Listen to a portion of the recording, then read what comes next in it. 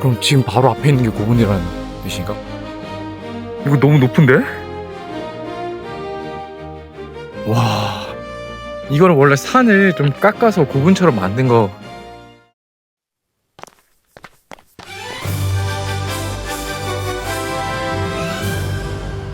구독과 좋아요는 사랑입니다. 안녕하세요. K고분 헌터스의 마안입니다. 지난 영상에서 이번 편에는 일본 고분을 탐사할 것이라고 예고했었죠.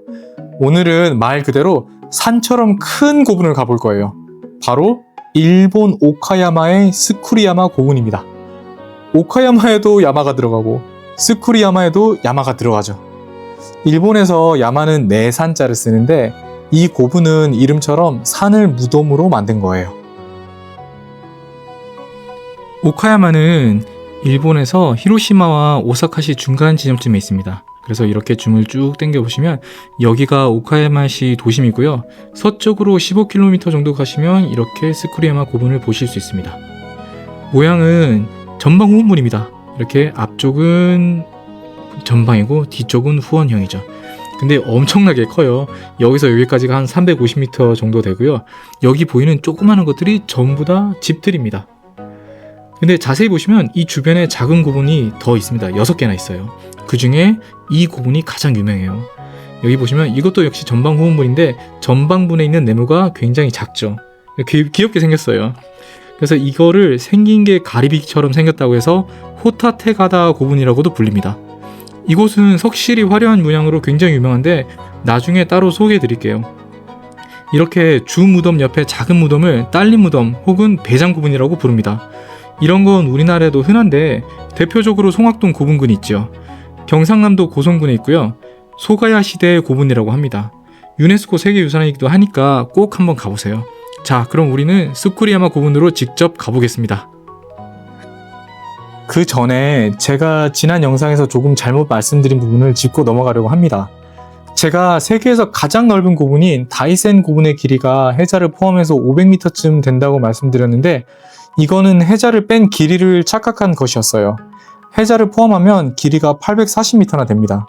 이 영상을 시청하시는 한 일본인 구독자가 알려주셨어요. 아리가또 고자이마스. 제가 예전에 여기를 한 바퀴 돈 적이 있었는데 그때 거의 1시간 가까이 걸렸던 것으로 기억을 해요. 고분 크기에 대한 자세한 내용은 제 채널에 별도의 영상으로 올려둘 테니 많은 시청 바랍니다. 자, 그럼 이제 스쿠리야마 고분으로 가보시죠. 먼저 비행기를 타고 오사카로 갑니다. 거기서 신칸센을 타고 오카야마로 가면 됩니다. 한 40분 정도 걸리고요. 거기서 다시 버스를 타고 스쿠리야마 고분이 있는 마을로 가면 됩니다. 이건 버스로 한 1시간 정도 걸리는데요. 근데 문제는 버스가 하루에 4대밖에 없어요. 그래서 절대 놓치면 안 됩니다.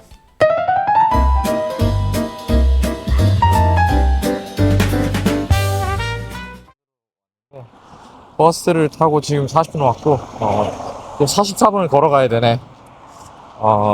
한번 걸어가 보겠습니다. 여기 많은 고분들이 시골이 많긴 한데 여기는 진짜 역대급 시골이네요. 지금 3분의 2쯤 왔고 이 길 따라서 이제 한 10분? 15분쯤 걸으면 스쿠리야마 고분이 나온다고 하네요. 고분으로 가는 길에 논이 넓게 펼쳐져 있었어요. 1500년 전에도 당연히 논이 많았겠죠. 농사를 크게 지었을 거고, 그러니까 사람들도 많이 살았을 거고, 그러니까 왕도 생기고 고분도 생겼겠죠. 지금 여러분 눈앞에 펼쳐진 것이 바로 스쿠리야마 고분입니다. 저는 처음 봤을 때 멀리서 보고 산인 줄 알았어요. 알고 보니까 왼쪽 밑에 작게 사인이 있더라고요. 보시다시피 고분이 엄청 높습니다. 원래 구릉이 있던 곳을 인위적으로 깎아서 고분을 만든 것으로 보여요. 발 밑에 메뚜기가 엄청 많더라고요.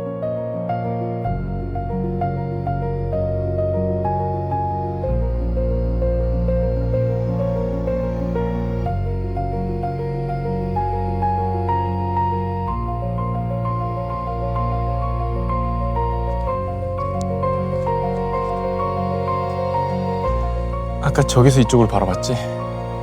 봉분을 올라가는 길입니다.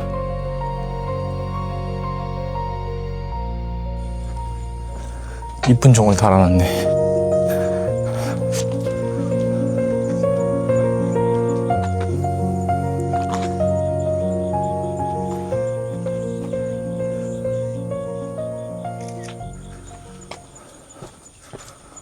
계단 위로 올라갈 수 있는 고분 중에선 제일 큰 고분 같아요.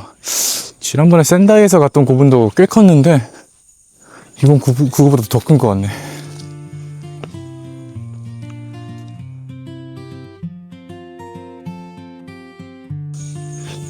이쪽으로 가면 되나?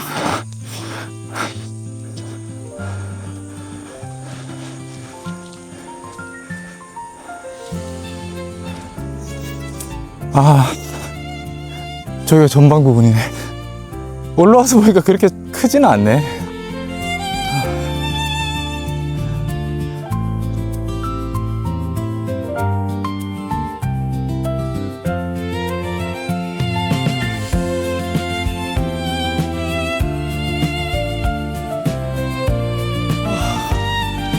바람 되게 시원하다.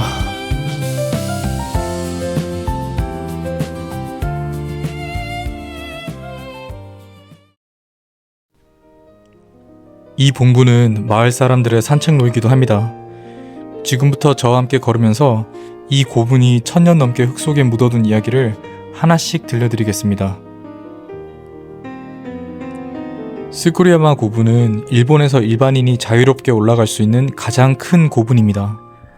사실 크기로 1, 2, 3등인 다이센 고분, 오진천왕릉, 미산자이 고분은 모두 일본 덴노의 무덤으로 알려져 있습니다. 일본에서 덴노는 신적인 존재이기에 일반인의 접근을 엄격히 통제하고 있죠. 사실 네 번째로 큰 고분인 이 스쿠리야마 고분 역시 왕의 무덤이긴 합니다. 하지만 한 가지 차이가 있죠.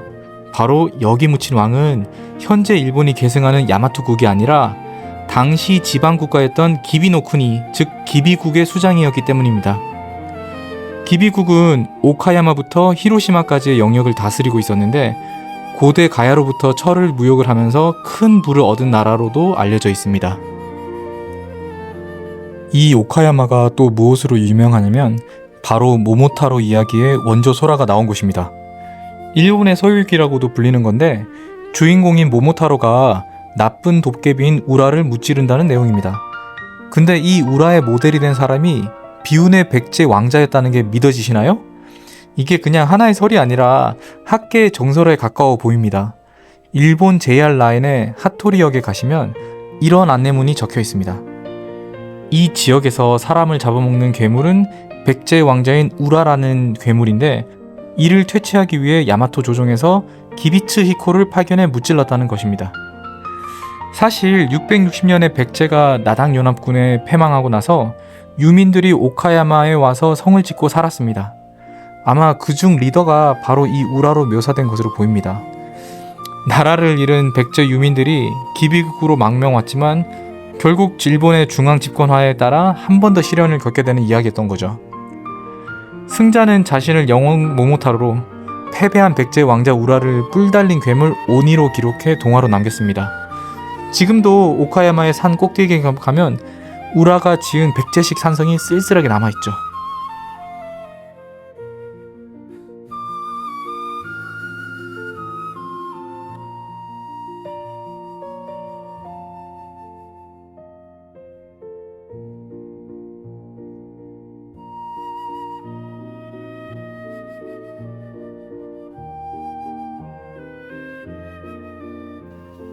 거대한 고분과 소박한 가정집이 공존하는 모습, 정말 묘한 분위기를 자아냅니다.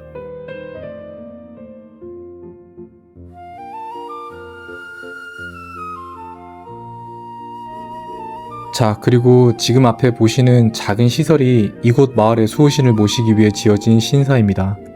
이름은 아라 신사고요. 조상을 기리는 본문 위에 또 하나의 신사가 지어졌다는 게 참 묘하네요. 바로 이 신사에 정말 뜬금없게도 욕조같이 생긴 큰 돌덩이가 있는데 바로 지금 보시는 이것이지요. 놀랍게도 이건 스쿠리야마 고분의 주인공이 묻혀있던 석관이었습니다. 이 석관의 스토리가 정말 기가 막힙니다. 원래 저 뒤쪽에 동그란 봉분, 즉 후원문 위에 있어야 되는 물건인데 먼 옛날 도굴꾼들이 봉분을 파헤치고 이 석관을 꺼내서 밖에 방치해 두었다고 합니다. 이후 신사에서 이 석관을 가져와서 물을 받아두는 수조로 만들어서 지금까지 써왔다고 하네요. 그리고 재밌게도 이 돌은 또 한 가지 놀라운 비밀을 가지고 있습니다. 돌 재질이 용결응회암인데 발음하기도 참 어렵네요. 이름처럼 화산에서 분출된 돌입니다. 근데 이게 이 지역의 화산에서 온 게 아니라 바다 건너 큐슈의 아소산에서 가져온 돌입니다. 트럭도 크레인도 없던 시절에 그 무거운 돌을 배에 싣고 거친 세토 네해를 건너왔다는 것을 생각하면 이 무덤의 주인이 상당한 실력가, 다시 말해서 이 지역 수장이었다는 것을 짐작할 수 있겠죠? 지금은 신사 옆에 덩그러니 놓여서 초라하게 비바람을 맞고 있지만 1500년 전 가장 화려했던 기비국의 기억을 그대로 간직하고 있습니다. 그리고 일본 고분에서 발견되는 이 귀여운 인형 하니와를 아시나요? 일본의 고분에서 흔히 발견되는 대표 부장품인데 이 하니와의 원조가 바로 이곳 오카야마 현이었습니다. 처음부터 이렇게 동물이나 사람 모양의 원통형 도끼를 만든 것은 아니고요. 원래는 거대한 그릇 받침대였습니다. 아주 오래전 기비국에서는 왕의 장례식 때 황아리를 올려두는 거대하고 화려한 받침대가 있었는데 이를 특수기대라고 불렀습니다. 일본어로 도쿠슈 기다이라고 부르죠. 사실 이 형식은 한반도에도 진작이긴 했었습니다. 하지만 이런 원통형의 대형 기대는 이곳이 원조인 것으로 보이죠. 당시 막강했던 기비국이 지금의 나라현을 중심으로 하는 야마토 정권과 동맹을 맺으면서 이 제사 문화를 전해줍니다. 이때 복잡하고 만들기 어려운 특수 기다이를 무덤 주위에 많이 세우기 위해 단순하게 모양을 바꾼 것이 바로 지금 우리가 알고 있는 원통형 하니와의 시작입니다.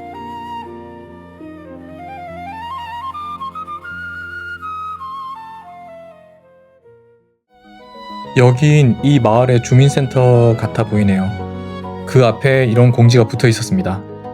번역하자면 고분의 발굴 조사 계획을 나타내는 도면인데요.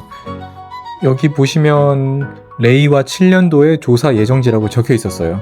그러니까 레이와 7년이 2025년 즉 올해거든요. 마침 올해 처음 발굴한 것은 아니고 구역을 나눠서 차근차근 발굴을 하는데 이번에 하는 발굴 지역을 이렇게 표시해 둔 거예요. 자, 오늘 탐사 어떠셨나요? 다음 편에는 이 스쿠르야마 고분의 배장 고분을 좀 더 설명해 드리고 거기서 나온 정말 흥미로운 부장품에 대해서 이야기하려고 합니다. 이걸 보시면 기비국과 백제만이 완전 가까운 나라였다는 것을 아실 수 있을 거예요. 그럼 다음 편에서 봐요. 안녕. 아, 맞다. 구독과 좋아요. 진짜 안녕.